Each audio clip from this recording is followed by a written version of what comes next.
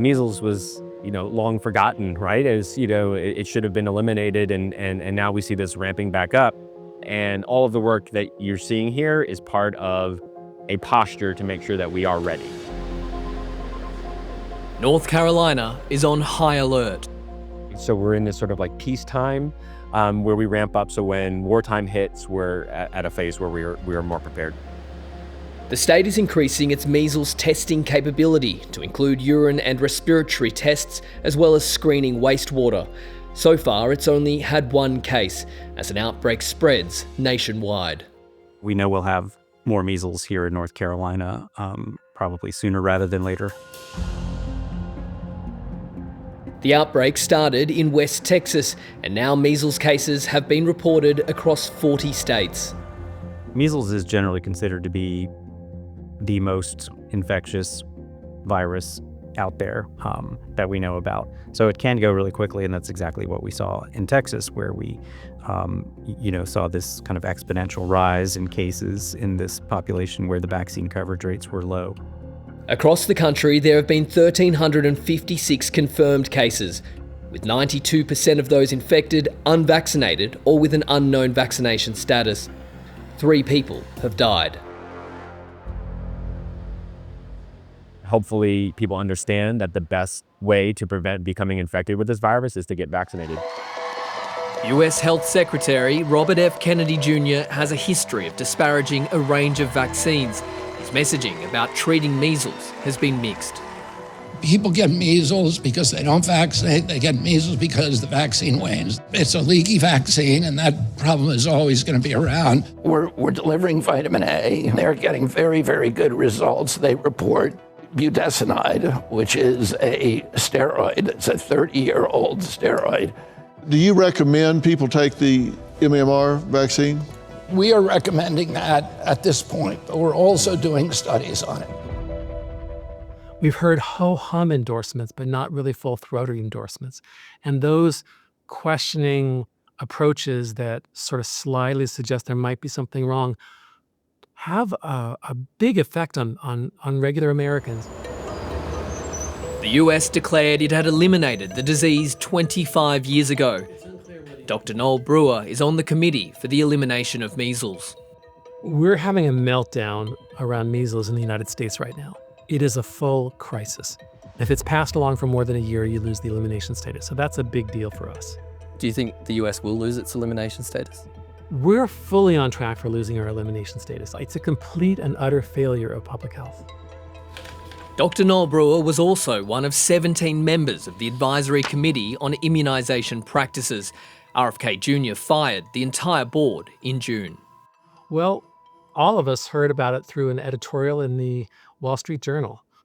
It was shocking to receive a notification from the government that I've been fired from a position that is a non-political position. The health secretary claimed the ACIP was little more than a rubber stamp for any vaccine and handpicked a new panel. And we're going to bring people onto the ACIP panel, not anti-vaxxers. We're bringing people on who are credentialed scientists. Some of the replacements have been critical of vaccinations, and the overhauled body is already moving in a different direction. It has recommended the removal of a preservative used for decades in some flu vaccines. The chair also wants to review the entire childhood vaccination schedule, as well as access for a certain chickenpox vaccine and the hepatitis B vaccine. I believe in a healthy scientific debate. The problem here is that these debates have already been settled with a great deal of evidence and expense. We don't need to rehash them. It's one of several radical changes taking place within the Department of Health and Human Services, which has reduced its workforce by 20,000 people. Trusting the experts is not a feature of science. It's not a feature of democracy. It's a feature of religion and totalitarianism. What we should do is trust the science. And we are going to do the science, and the science is going to be replicable, and it's going to be gold standard. RFK Jr. has repeatedly questioned the safety and efficacy of mRNA vaccines, including COVID-19 jabs. In June, he directed a change to federal COVID-19 vaccine recommendations, removing pregnant women and healthy children. And last week, the Health Secretary cancelled $500 million in mRNA vaccine contracts.